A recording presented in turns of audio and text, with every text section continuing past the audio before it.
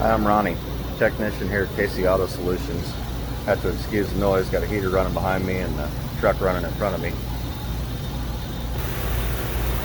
So we got a 2001 Dodge Ram 1500 with a 360 in it. Pretty solid old truck. Came in on a tow truck, wouldn't run. We find out that it was in serious need of a tune-up. Plugs, wires, cap and rotor. This is after I scraped it off, so it was in pretty bad shape. But just to display the level of work we want to produce here, and look at all the plug wires and stuff. Notice how they're back in the little plastic clips.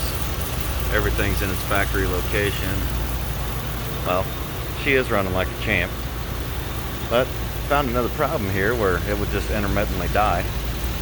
So that wire right there feeds the primary side of the coil, 12 volts.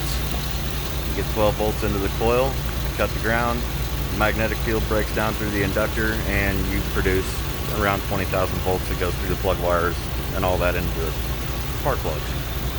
So the wires in that thing were a previous repair that someone loosely twisted together and taped up kind of loose too. So over time, when you do that in an automotive application, you get corrosion and the wires loosen up, and before you know it, you lose contact.